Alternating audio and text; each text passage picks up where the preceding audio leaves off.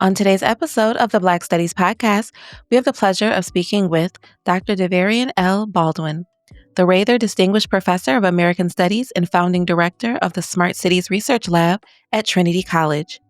He is the award-winning author of several books, most recently, In the Shadow of the Ivory Tower, How Universities Are Plundering Our Cities, and worked as the consultant and text author for The World of the Harlem Renaissance, a Jigsaw Puzzle. In addition to teaching and writing, Dr. Baldwin has served in the national leadership of the American Association of University Professors and Scholars for Social Justice. He also sits on several editorial boards, including the Journal of African American History and Souls, a critical journal of Black politics, culture, and society. His commentaries and opinions have been featured in numerous outlets, from NBC News, BBC, and HULU to USA Today, The Washington Post, and Time Magazine. Baldwin was named a 2022 Freedom Scholar by the Marguerite Casey Foundation for his work in racial and economic justice. Hello, everyone. Welcome to another episode of the Black Studies Podcast. Today, we have the pleasure of speaking with Dr. Davarian L. Baldwin, Paul E. Raether Distinguished Professor of American Studies at Trinity College. How are you doing today? Hey, how you doing? Good to be here. Well, and yourself?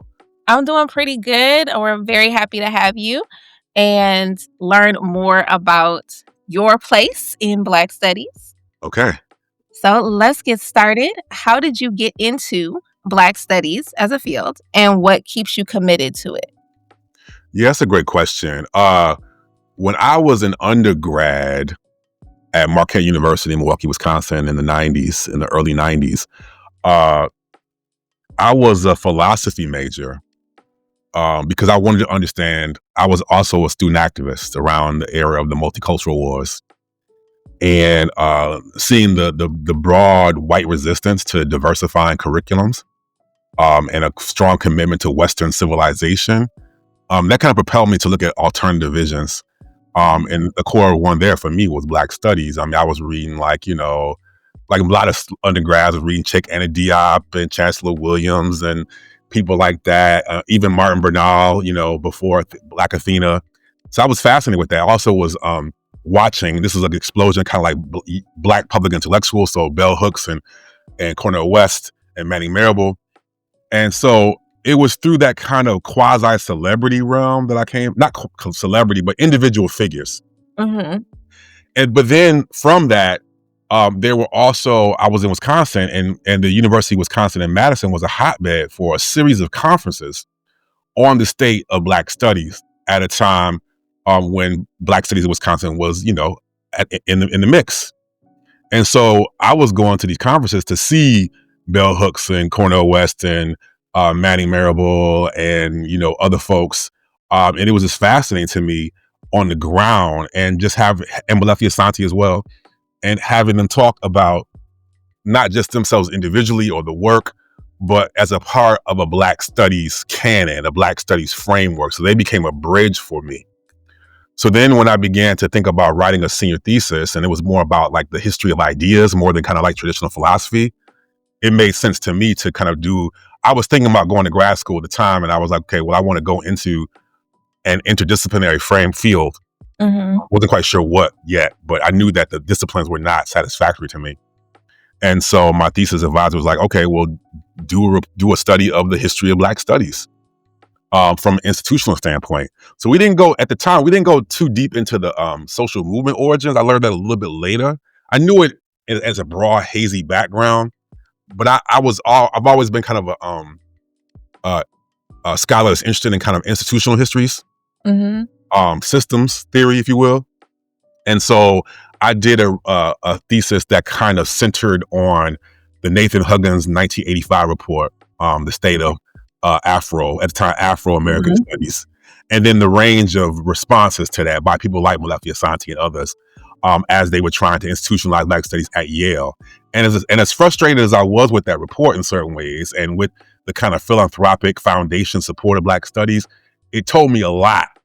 Just about power, and about the ways in which Black Studies was being seen as kind of a ward of the state, kind of like a pet project for people, but also as something that white power wanted to fund to control, because of its its revolutionary capacity. That's the way I took it. Maybe I was reading it against the grain, but that's the way I took it. And so that's always stayed with me. And I ended up going to grad school in American studies, but had a very intimate connection with blacks at what was then at NYU Africana studies through Mantra Diawara, and Robin Kelly was there as well. And Ngugi wa Thiong'o was still teaching there. Paula Marshall was still teaching there. Fred Moten was a young Fred Moten was just starting in performance studies.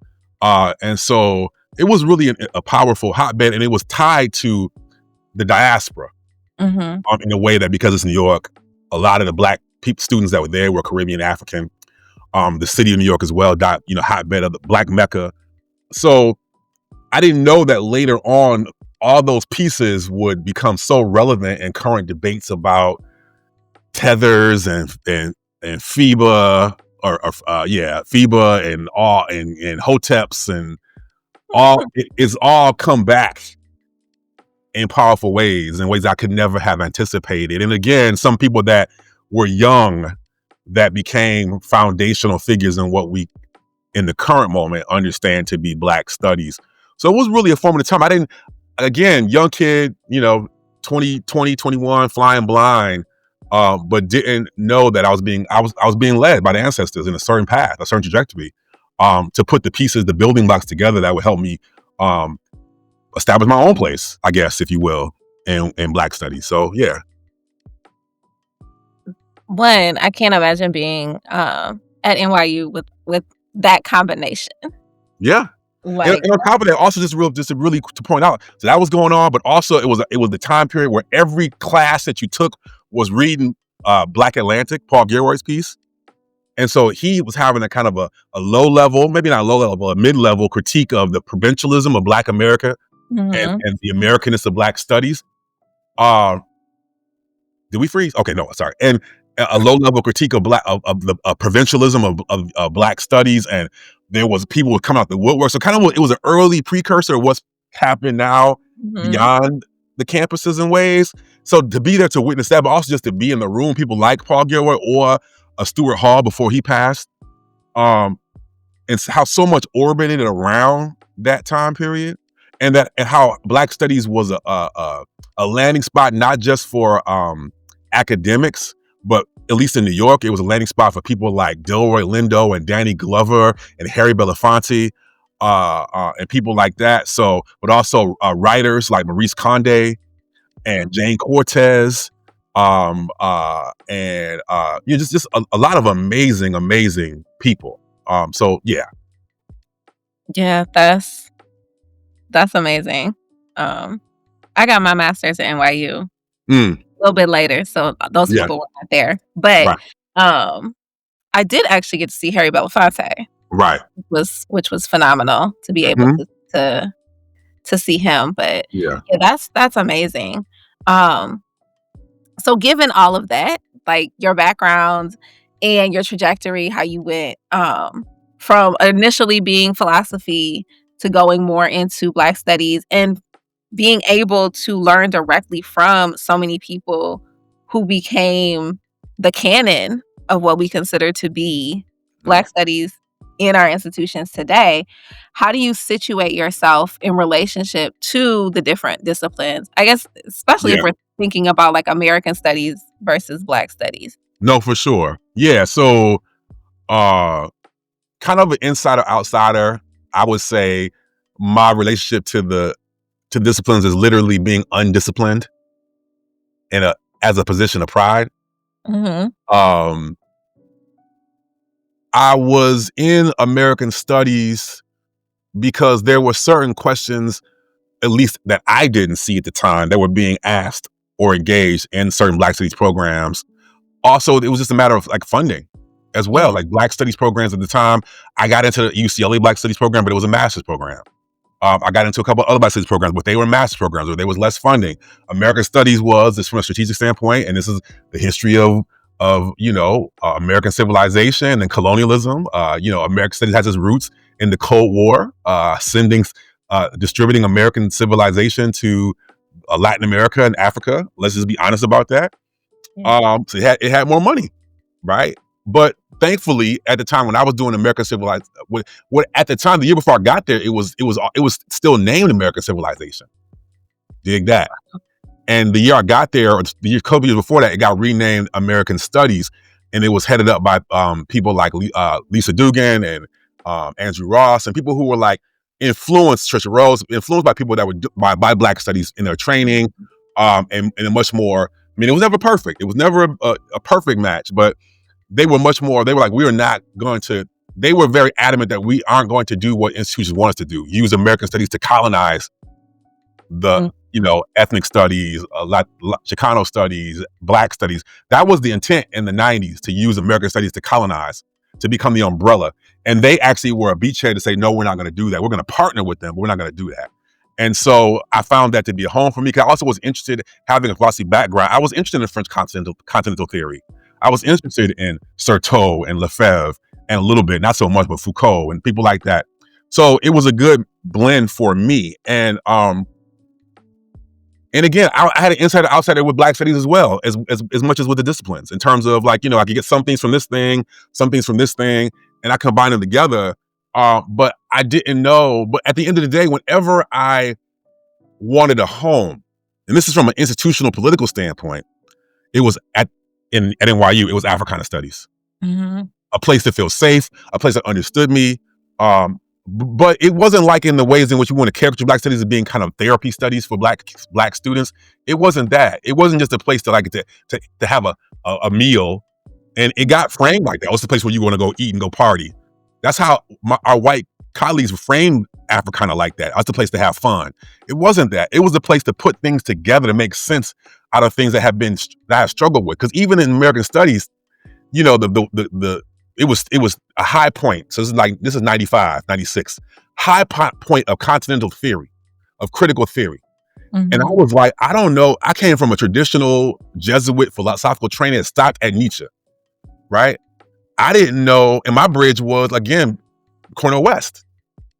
And I remember sitting in Robin Kelly's office one day, and I was like, I don't know who Habermas is. I don't know who Foucault is. And he sat there with me from a Black studies framework and was like, but for your work, it's okay. You should read up on them. But for your work, it might not be Gramsci and Foucault. It's still going to be Du Bois and Fanon. Mm-hmm. And just that simple throwaway comment was transformational to me as a grounding. That even though Black studies might not fully and only be my home, it is the place I return to intellectually. It's the place where all these different threads get brought together to make sense for me from my vantage point, from my thinking, from my experience, from my understanding, from my politics, from my intellectual history and trajectory. Even if I didn't know it all, Black studies is what made sense to me as I was going through my intellectual journey, as a place to thread all these different influences together. Thank you. It's such an important framing to have available, that this can still be like your home. Mm-hmm. And you don't have to follow and learn, and like you want to know other foundational texts and all of that, but you don't have to root what the work that you're doing in these dead white men or Eurocentric frameworks, or like you can still do this work and have it rooted in the philosophers and the scholars and the intellectuals of the Black tradition. Right. Rather than trying to fit in all these other people that don't fit with what you're trying to do. Mm-hmm. That's right. That's right. And as we've seen later, the most powerful thing for me about some of those celebrity public intellectuals is not just so much that they were celebrities but it was that they were knitting together. Like, you can talk, and not all Black studies scholars were saying this at the time. Let's be clear about that. There's some traditionalisms and things of that nature as well. But like, you can talk about X-Clan at the time. For me, I'm dating myself, right? Or Public Enemy, or Double Dutch, or like Black everyday life in an intellectual way. That was profound for me, because it was the things that I was thinking about. I was enamored with my own family's everyday life, and I said they are thinkers. And what does Mhm. it mean? Like they work in factory. I'm from the Midwest. They work in factories and they're domestics. But they're thinkers. And I was like, how do I stitch together the fact that they are thinkers, but they're not seen as such by the philosophical canon that trained me as an undergrad? And Black studies became the bridge for Mhm. doing that. And it's again a particular thread, a new jack thread of Black studies that was in some ways pushed out by traditional Black studies as not being rigorous. So it's important to say that, I think, Mhm. especially for young scholars and grad students that could be listening. This has never been a monolith, No. and that's what's made it exciting. But it's about choosing to fight and to struggle and to grapple from within the house as compared to sitting on the outside throwing rocks at it. Mhm. Because all these houses that we think are better have internal struggles. It's just about where do you choose to fight. Mhm. I really like that. That's such an important call and reminder, like, Right. where are you choosing to fight? Yeah. Like for example, there at the time there was some real struggles and debates around the role of feminism, the role of queer theory, the role of internationalisms within Black studies. And that's a legit critique. Yeah. But at the same time, I found the pervasiveness of the racism and sometimes the provincialism of critical theory or the traditional canons as being equally and more troubling. And so I chose to fight those struggles, internal struggles within Black studies Mhm. to a certain degree. But at the same time, when I got my first jobs were in sociology and job offers were in sociology and history, right? Because the nature of the institution, again, systems theory, institutional power, is that a lot of Black studies programs were able to provide you tenure. Yeah. So we had to learn how to pass as sociologists, as historians, to get jobs, and then immediately align ourselves with either building or supporting the existing Black studies programs or departments in the city or in the university, what have you. It's always been a difficult dance from an institutional standpoint. Yeah. And yeah, that continues. Mm-hmm. So, um, that's a conversation that's come up a couple different times with people about, like, who is making up Black studies departments, Right. um, Mm-hmm. what that looks like, because you have a lot of situations in which you have that dual hire. Mm-hmm. So, how much time are you actually allowed to contribute officially, Yep. institutionally? How are they calculating what you did so that you Mm-hmm. can get your tenure ultimately, or you can make sure that your publications are gonna count for Yep. promotion and, like, all of that. That's As you right. said, it's a dance. And like you said, it's not just even about like general two masters. It's at the in the weeds level of okay, yeah, I'm responsible to two units in terms of my service, but also what's going to count. So is a essay from Black Scholar or Hammer and Hoe or whatever going to count just because it's Black, right? It's not considered to be in the top 100 of journals and essays. But on top of that, is it rigorous enough? Because some of these journals, because in the traditional Black studies, it's looking to serve and reach a broader audience than just other academics. And Mhm. so it might be written in a different way. It might engage in notation in a different way to reach a broader audience. And so then, it's not just a broad abstract notion of serving two masters. It's about are, you're serving competing visions about what scholarship is supposed to be doing. Yeah. And it really identifies the tradition and the origins of Black studies. And can that be institutionalized in a way that's legitimate within the institution of the university? And how do we fight that? How do we navigate that? Yeah. I think that that'll be a very interesting I think it's an interesting question now. I think it will continue to be a very interesting question as there are more examples being published and put out now Mm-hmm. of different types of very, very distinctly to me, like Black studies Right. work being put out by some of the biggest names Right. who have been doing this work, right? Mm-hmm. Mm-hmm.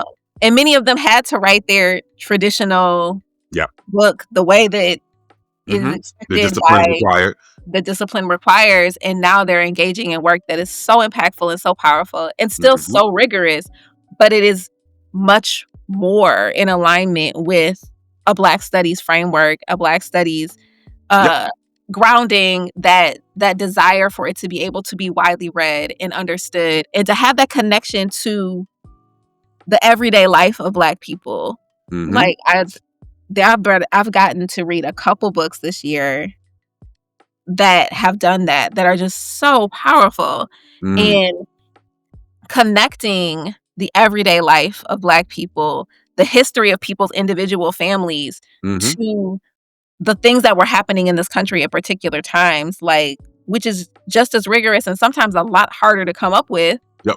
because the archives don't exist to Yes. do that in the same ways, For right? sure.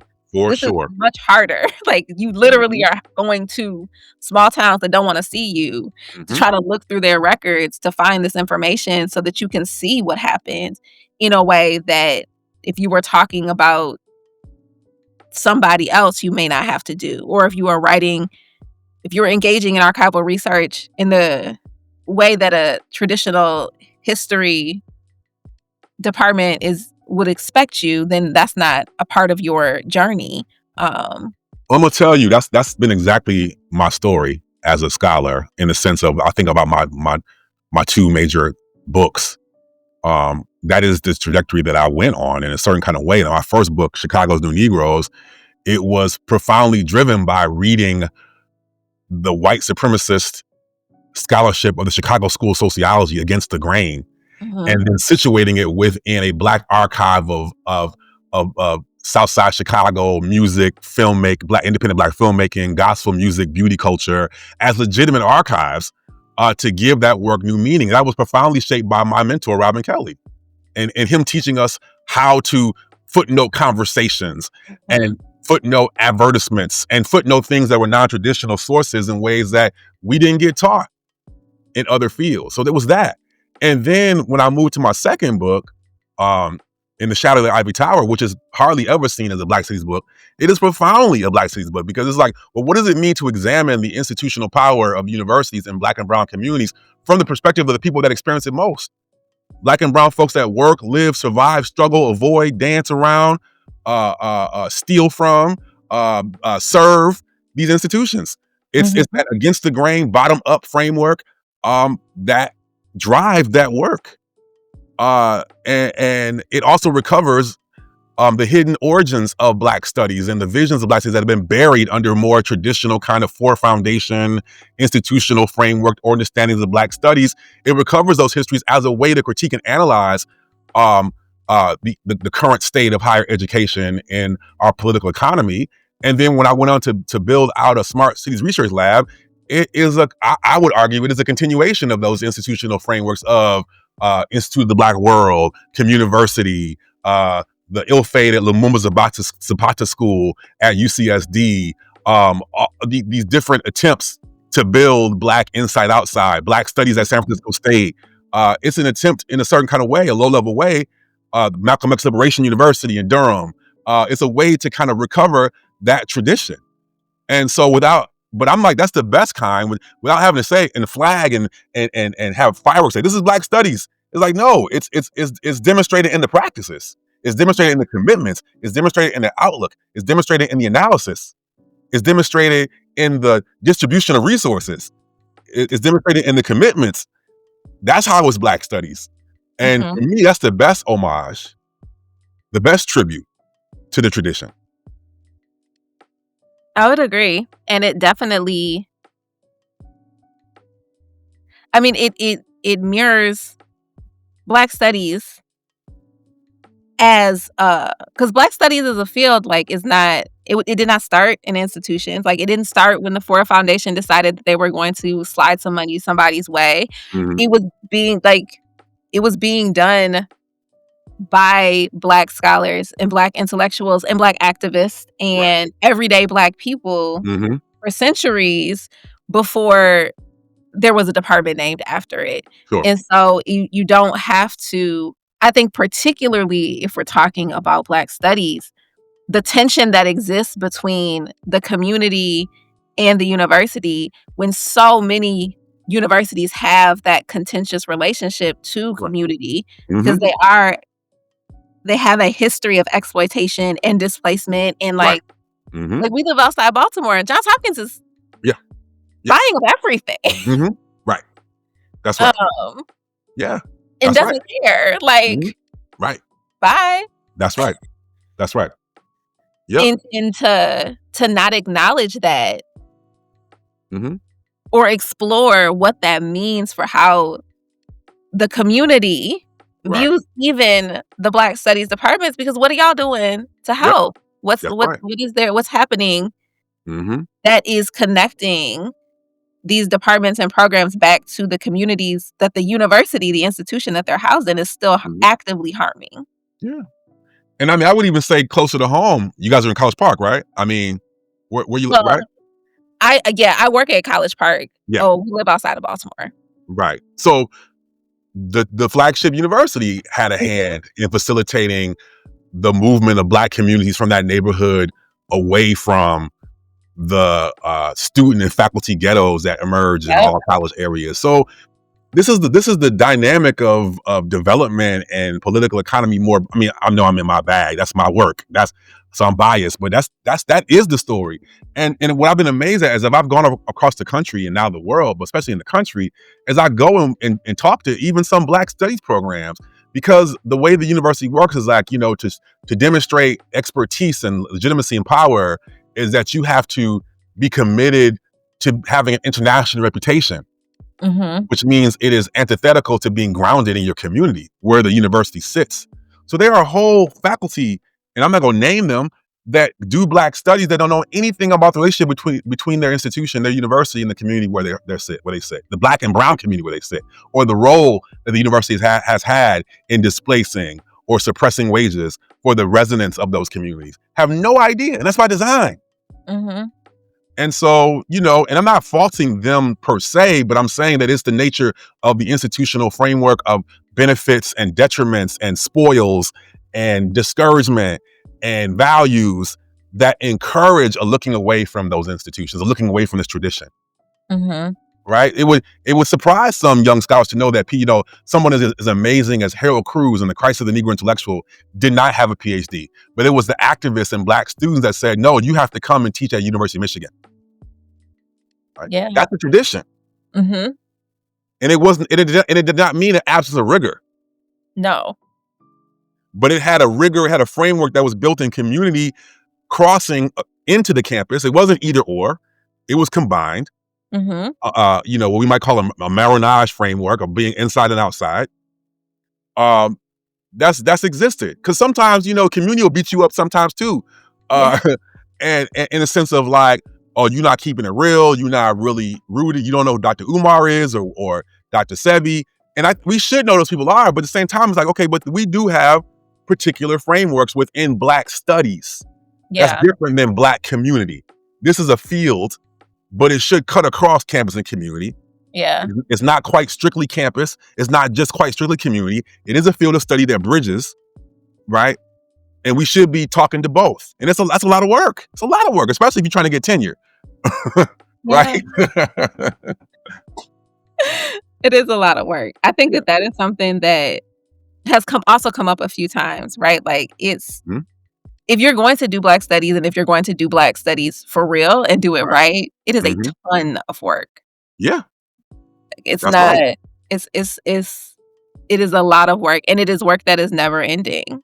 If you're in Black studies, you are a lifelong, you have to keep learning, you have to keep reading, you have to keep having conversations, you have to keep engaging with the new ideas and the new people and the new scholarship, and then it's a never ending, and you have to be familiar with what they're saying over here in sociology and what they're saying over here in English, and what that you don't get to just stick in a bubble.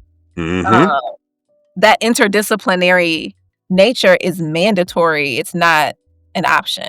No, it's not. And especially if you want to uphold the tradition of rigor. It's more. It's more than. And it's surprising, or it's interesting that our colleagues in other fields look at it as less than. Yeah. It's actually more than. It's like in the tradition of jazz. Like you can't to be able to improvise and jump from one scale to the next. You have to have a greater understanding of the scales, not less. Yeah. Right? Same thing with Black studies. That's my position. And this is the reason why, speaking of scales and jumping from scale to scale, this is the reason why when Florida and now the federal government was attacking higher education, the first line of attack was Black studies. Yeah. In Florida, DeSantis, and in particular Black queer and Black feminists, because they know better than a lot of us actually acknowledge is that when non-Black people began to work within the Black studies tradition, that's what gave rise to women's studies, Chicano studies, queer studies, regional studies, all these things. And our enemies know that. They know the transformative revolutionary potential of Black studies, what it gives birth to in movement and in terms of meaning making in the university. They know that. And that's why it was the first line of attack when it came to getting a clamp on higher education, on wokeism, or whatever you want to call it. They know better than we know. And I actually think it's to our detriment within Black studies that we did not lean on our own values. People went down there and did some read-ins and from Harvard and other places and did, some high-level conversations, but we didn't really root ourselves in the tradition of, okay, we need to get on the ground. Yeah. Understanding that Black studies had a material analysis. Like when Black studies started at San Francisco State University in 1968, it came from a strike, right? A labor strike. And I just feel like people, it was called the Third World Liberation Front strikes across races, particularly non-white, in San Francisco area. That was the rise of Black studies in 1968. That it was a blending of the material and the meaning making, right? The intellectual and the socio-political. They saw these things as intimately connected. And I feel like we've lost that, and it's just become simply about the preservation of diverse faculty and diverse curriculum. But our enemies understand that at its roots, Black studies connected the material with the meaning making. And I feel like in a lot of ways we've lost that. Now, don't get me wrong. In some ways, Black studies has done its own gatekeeping that's made it unattractive to younger scholars. There has been some of that. Like, we have to be honest about that. But that doesn't, again, mean throughout the entire house. Don't burn the house down. Yeah. Do the work, do the fighting from within, if possible. For some people, it might not be safe. In some places, if you're queer or if you from a different background or what have you, it might not be safe. I'm not saying it's inherently not safe. I'm saying, but it just, depending on your situation, it might not be safe. But we can do a lot. We have done a lot. I can't think of her name now. She was a filmmaker, scholar. She was based in Atlanta. Also worked at CUNY. Oh man, I can't think of it right now. It'll come to me. But she was like, from within Black studies, we can grapple with Black nationalism and womanism, and that kind of forced some people in the current moment to say, to challenge them with the idea that, Black studies is patriarchal, it has these limits, and we're like, yes, it does have some of those threads, but we have people in the tradition that can work within the framework to do different things, to think broadly. And that is Toni K. Bambara. Ooh, I feel bad. Yes, Toni K. Bambara. Yes. So, she did that. She did that work around the misogyny, around some of the myopia within Black studies from within it. And that's a testament that we can do. It's a big house. It's broad. It's not provincial. It is broader than the disciplines. Yeah. That includes some of the internal struggles. So I just wanted to say, I think that's really important. I agree. I think that is really important, and I appreciate you saying that in this space. I think it's an important reminder. I think that most of the people who are going to be listening to this are in Black studies. And so having these reminders for ourselves is necessary right now Right.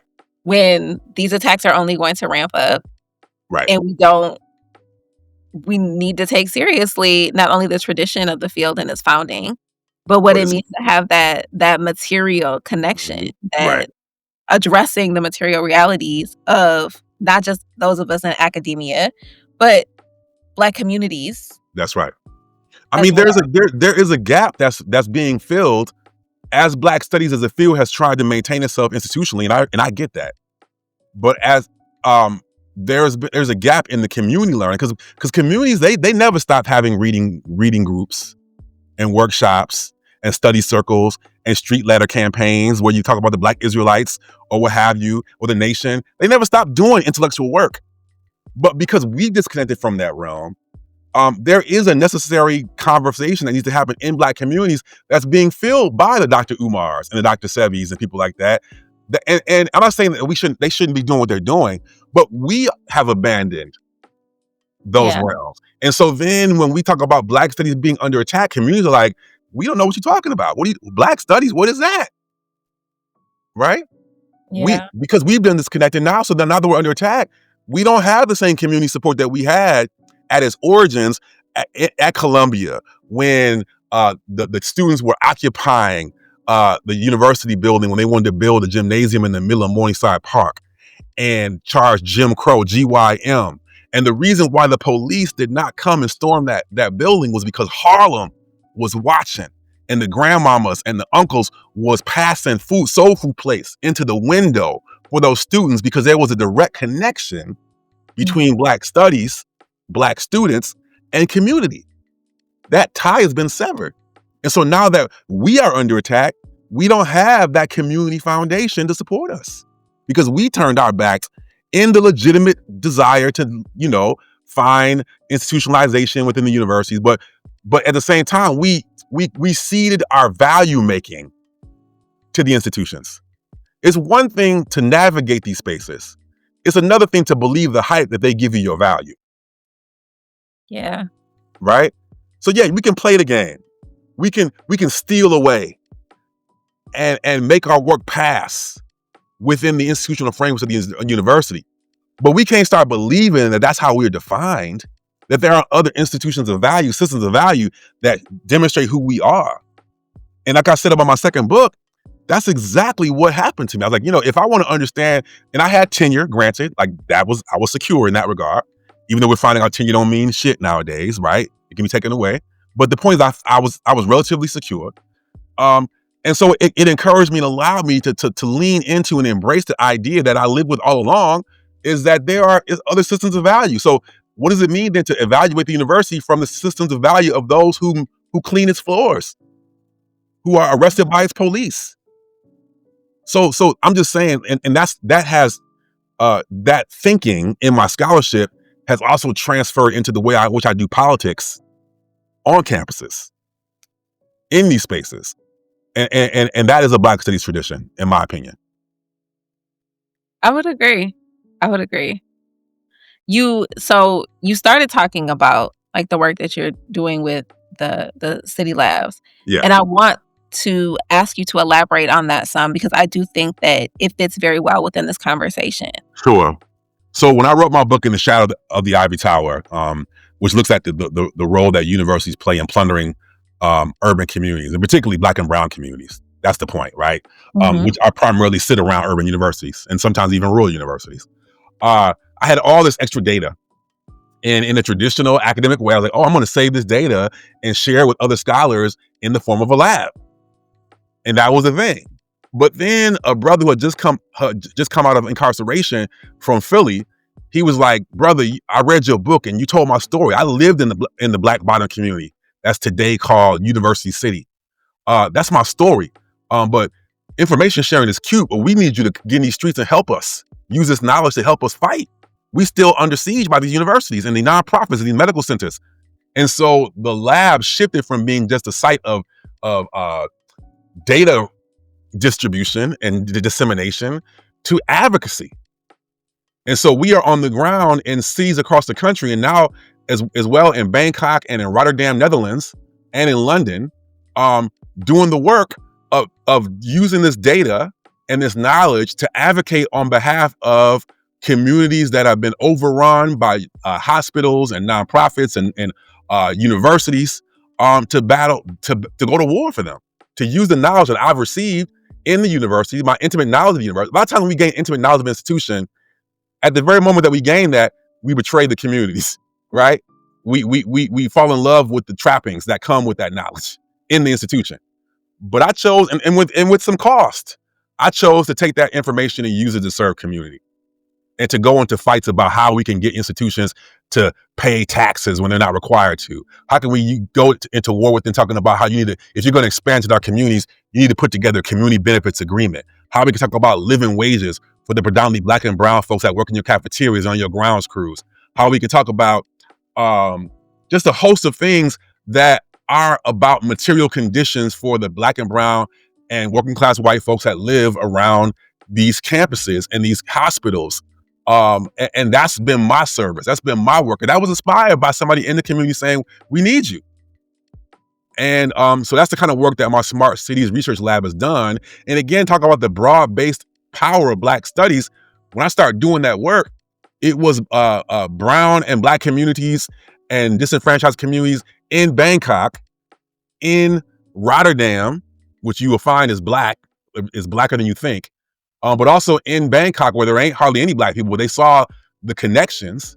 They're like, you're telling our story, right? So what does it mean for a Black studies analysis to be telling the story of folks in Bangkok, because the university is threatening to demolish a sacred Buddhist shrine to make way for luxury student housing? So what does it mean that a story on the south side of Chicago or from East Baltimore or West Philly resonates with folks in Bangkok? And I'm not saying this is the first time. Hip hop has done that. The Third World Revolutionary Movement done. I'm not saying that I'm forging new ground. I'm saying this is in the tradition. Yeah.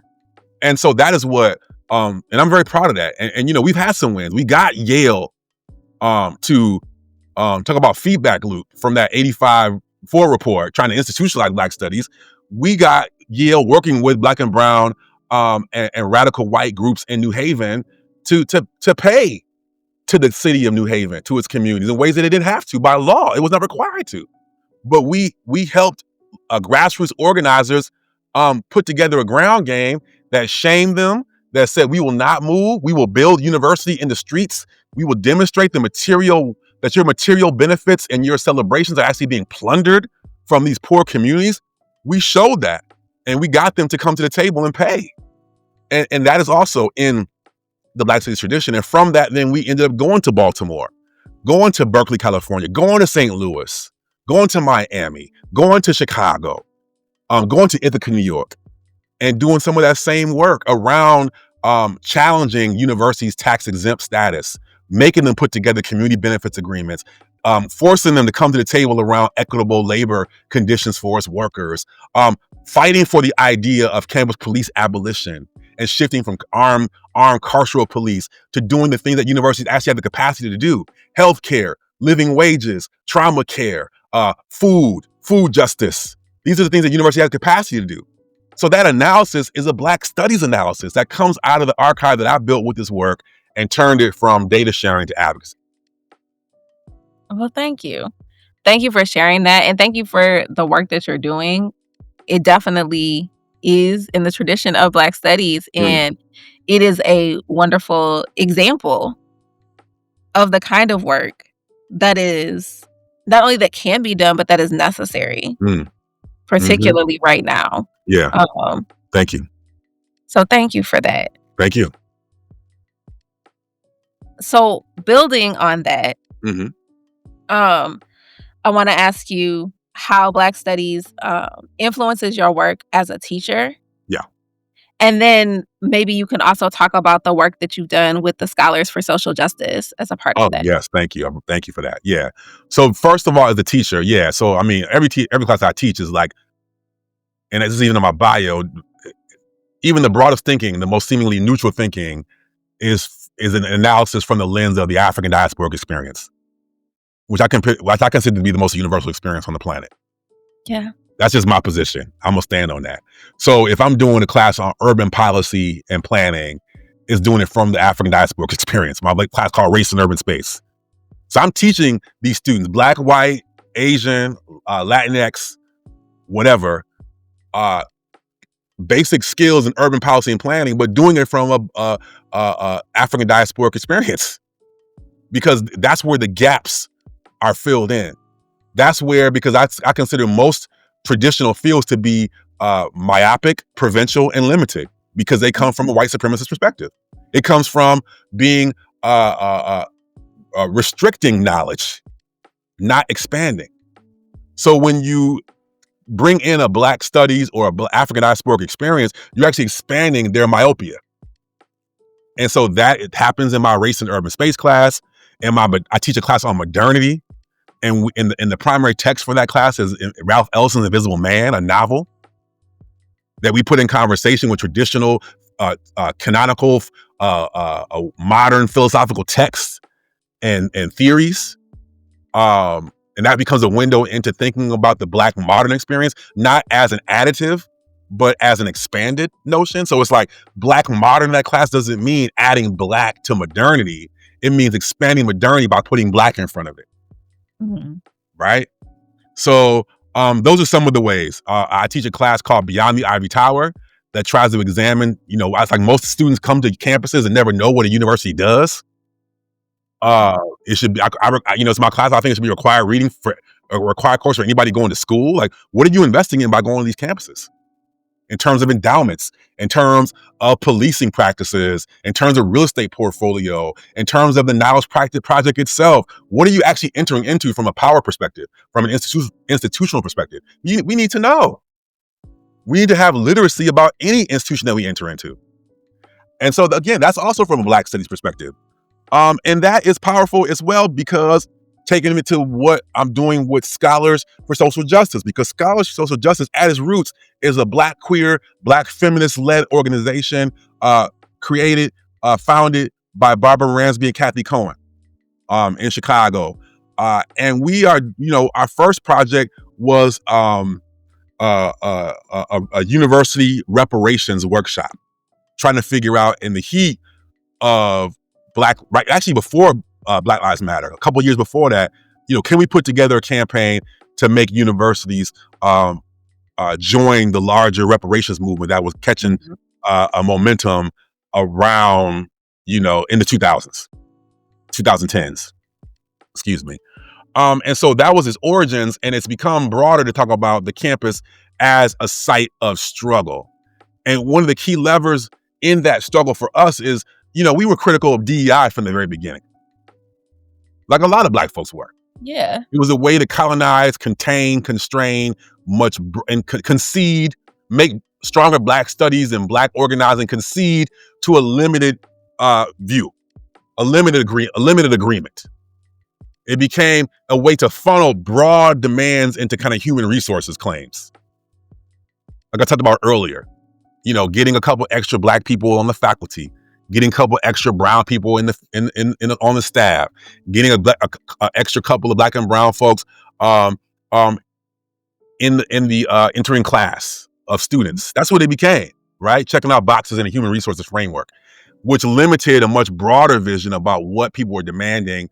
As Black people were leading the apartheid divestment movement in the 80s, or the environment, the No Sweat campaign in the 2000s, because universities were using prison labor for their paraphernalia and apparel.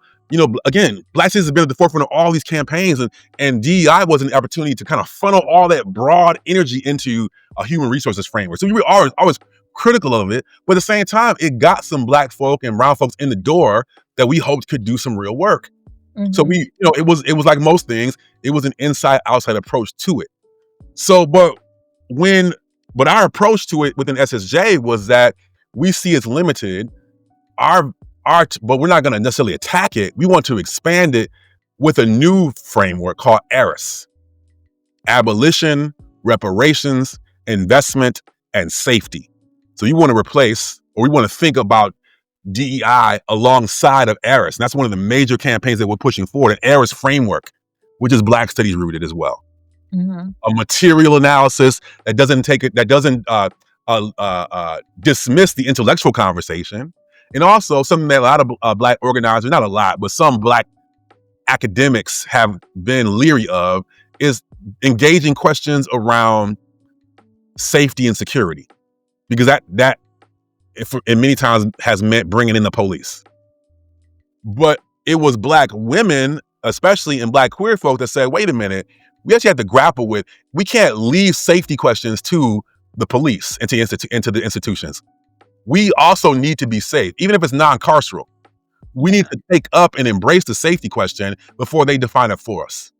And so I really credit the Black queer and Black feminist strains within SSJ and within Black studies for insisting on a robust engagement with safety in a way that at the time in the 2010s, progressive radical folk weren't really, they were kind of ambivalent about taking that up because of how it gets hijacked by policing and carceral approaches. And so I really appreciate that. And I've learned and grown from that as well. So ARIS is what we're really pushing forward. And right now we're going to institute a series in the fall, a series of freedom schools in this current moment. And another thing that we really are pushing is that, we saw that even there was a dangerous coordination between kind of liberal university defense of higher education in the face of Trump and what was happening in more progressive, radical Black internationalist frameworks. So they were both talking about defend higher education, that in the face of a fascist regime, we got to at least return to where we were. And we rejected that. So it's not about defending higher education. It's about advancing higher education. That's a subtle difference, but it acknowledges that we've always been critical. Mm-hmm. It's not about bringing it back to what it was. It's about advancing it towards what it could be in the face of fascist repression. And that's a really important contribution I feel that ARIS is making. I mean, and SSJ through ARIS is making to the current climate and conversation where it makes sense. People are like, okay, we can't even get toilet paper. We can't, they shutting down whole programs. We can't take a radical position. But the question becomes, well, in defending the status quo, what are you actually fighting for? Yeah.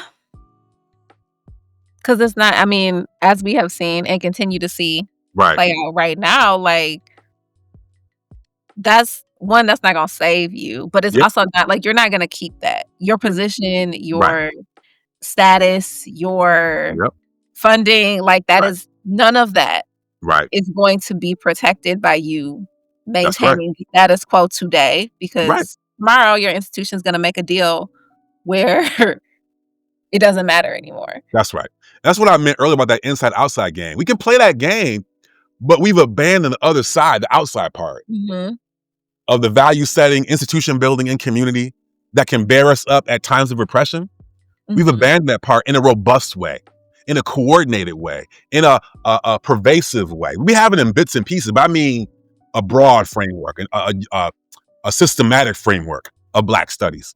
And so, and it's not a Black studies example, but it's a great bellwether that when Harvard and Columbia fell on their sword, they still got mollywopped. So it don't pay. No. If you need any present day example, two of the most powerful institutions in the world fell on their sword and they still got bum rushed, still got punked. So it's not worth it. It's not the answer. And I would actually argue, and I've been arguing, that one of the reasons why, and this is from a broad analysis, one of the reasons why it was so easy for Trump and others, and again, it was happening before Trump, others were to attack higher education, is because the voters who are supporting the attack on higher education don't know. This is a broader test to Black studies in general. They don't know what higher education is. Yeah. Or they don't know higher education through teaching classes and through pure research. They know higher education based on the low wages it pays their aunties and uncles. They know higher education based on the name plaques of the buildings that came into their communities and displaced their community centers and their housing, or made their housing go up. That's how they know higher education. So because higher education was playing around with community engagement, they actually created their own enemies. So that when administrators and politicians said, let's attack higher education, voters said, yeah, they ain't doing that for us. And that's a great warning to Black studies. Yeah.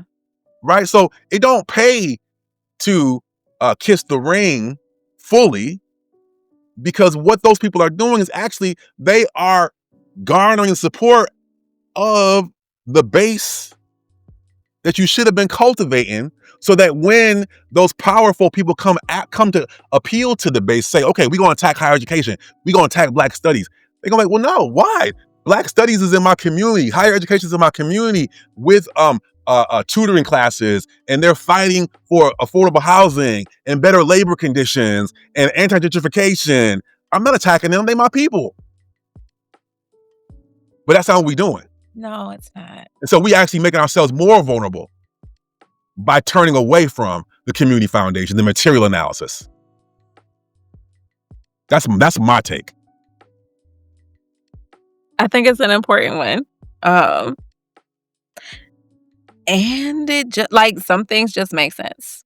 And yeah, what if there's no connection to the community, if you're not doing anything that the community sees outside of supporting the institution that is displacing and underpaying, and providing poor health care. Right. Yeah, like, why would they fight? Why should they fight for you? Yeah. We've made ourselves vulnerable in our divestment from community. And let's be clear, community is a tricky word. It can mean many things to many people. But we should be in the conversation, have sponsoring, hosting conversations about what we mean by community as well. That's our job. If there's anything we can do, we can host and facilitate discussions that can help build broad-based movements, that can help prick and spark and support and cultivate the imagination for somewhere else, something better, something different. If we can't do anything, we can do that. And we're not even doing that.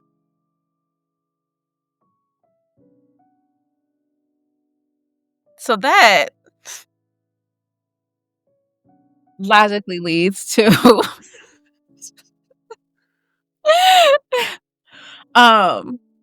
the question about, where should we be going? Yeah.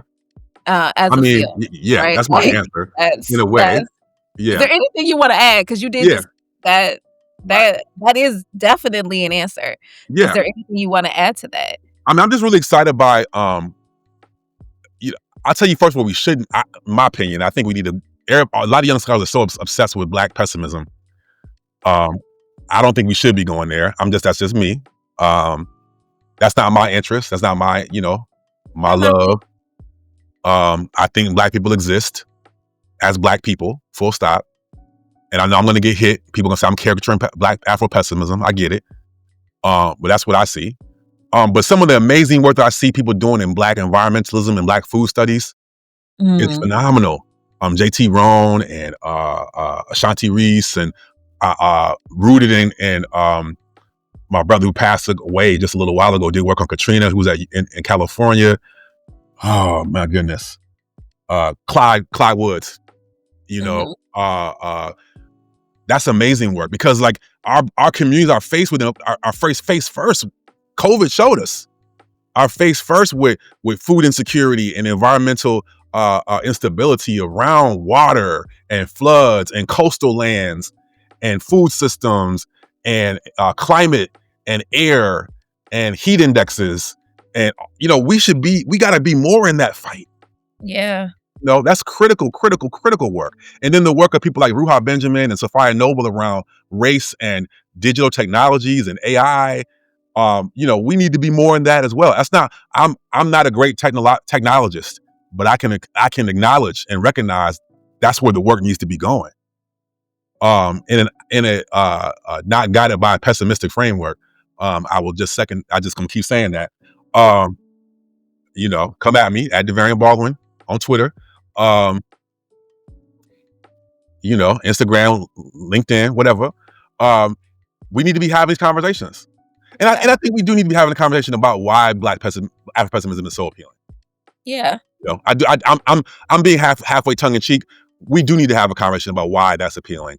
We do need, like I said before, we need to be engaging with indigenous or local Black street knowledge, like the Umars and the FIBA and the Sebis and the Israelites and the Nation and all this stuff. I'm not being pejorative and saying stuff. Frameworks and theses and approaches. We do need to be in like on the pulse of what's going on, in terms of indigenous or local knowledge as well. I really think we need to be investing in that. I think we need to be investing because the FIBA ADOS conversation for me is rooted in some childhood pain. That's legit, and I'll tell you what I mean by that. Because Black diasporic Black immigrant kids got to this country and were told and were mocked by Black American kids called African booty scratchers and all these things. And at the same time, Black immigrant parents would say things like, "Don't mess with them Black American kids," right?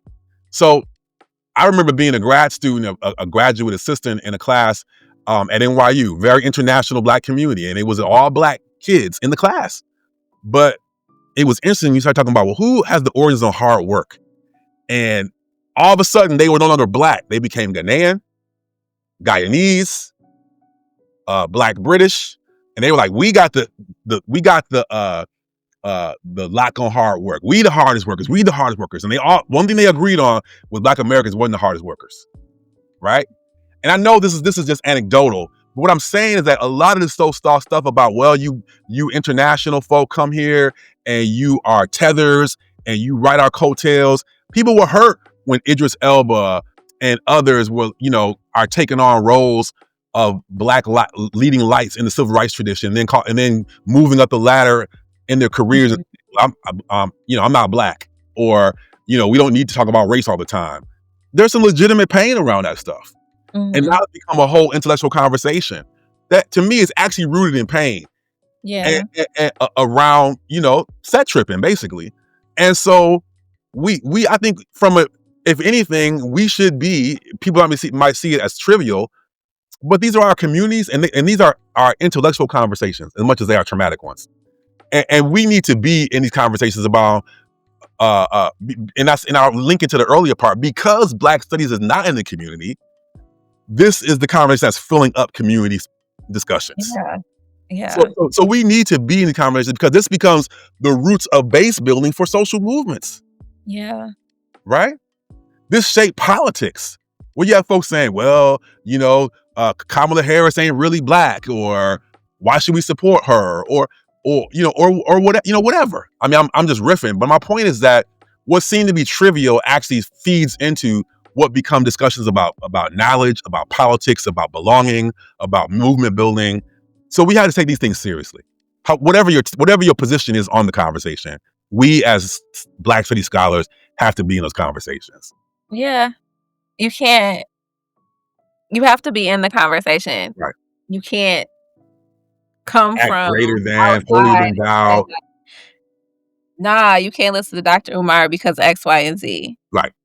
No, you shouldn't be listening to Dr. Umar. But I don't have a relationship with you to have the conversation. Not even to say why you shouldn't. Why it's like, why I don't follow his teachings. Like, why what he's saying is problematic in multiple ways. Right. Like, you have to have that relationship to in that, even just like, you have to be present. That's and right. We're not present to have those conversations. That's right. That's right. And so then when our enemies are acknowledging these indigenous knowledge scholars and thinkers, the community, some community members are like, that speaks to me. They're doing the work, even if it's for nefarious reasons. Yeah.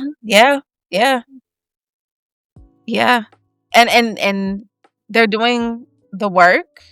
They're also actually engaging with the community. Yeah. Right? Like, they're out here hosting Instagram lives and church talks. And Yep. fundraisers, Uh-huh. and Yep. they are doing the things Yep. that are putting them into proximity and conversation with Right. community Yep. in a way that We are not currently. we're not doing, at least not at the level that we should be doing across That's the right. field as a whole. Or across the board. Yeah, because there are people doing that work. Let's be clear Yeah, in Black absolutely. studies. So I don't want I don't want people to listen and think I'm saying it's not happening. It is happening. I'm just saying the ability to scale it up, Yeah, and also to acknowledge that some of the reasons why we can't scale it up is because we are under attack. yeah, So I want to acknowledge that as well. But I'm just saying, for those that are doing it, congratulations, thank you, and let's keep doing it and let's scale it up to the best that we can. That's my message. it's an important one, especially right now. So thank you for that. Mm-hmm. Thank you for everything you shared today. I don't want to take too much of your time. No, it's a Friday. It is a summer Indeed. that is rapidly approaching its end. Yes. But is there anything that you'd like to add Mm. or end on? I just want to say it's really important that you are doing this as a Black Studies podcast while Black Studies is under attack at a state institution where it could put a target on you. That's really vitally important. That's just doing this podcast and naming it what is being named is in the tradition. And so, we appreciate you. Thank you. This is a project of Black Studies as much as it is an examination of Black Studies. And that needs to be said. So thank you. Well, thank you. It would not be possible if amazing folks like you did not agree to come on, because it would have just been me and John talking for a couple episodes, and that would have been the end of it. So, um, it's really inspiring. Number one, the work that so many people are doing, Yeah. and I think it has become a really good way to be able to hear about the work that's happening different places. Mm-hmm. I think that not only are institutions isolating, but departments are isolating, and too often you can be across, like, there's so many things happening across campus Right. that I don't know about, much less at Trinity or at even Hopkins, like having these things be talked about in a way that you can hear what other people are doing is helpful. It's helpful to know that people are doing this type of work. It's helpful for ideas. It's helpful for strategies, and for hopefully making those collaborations and expanding the conversation in a way that allows us to do the things that we need to be doing. That's right. And expanding our engagement with community. And Black Studies, whether it's community or students or the nation or the diaspora, Black Studies was created with the impetus of being in service. Mm-hmm. It doesn't mean being fully defined, but being in service. Mm-hmm. And it's just time to expand our capacity and our vision of doing that. Well, thank you so much again for being here. I hope you enjoy your weekends and the rest of your summer. Thank you so much. It was a pleasure talking to you.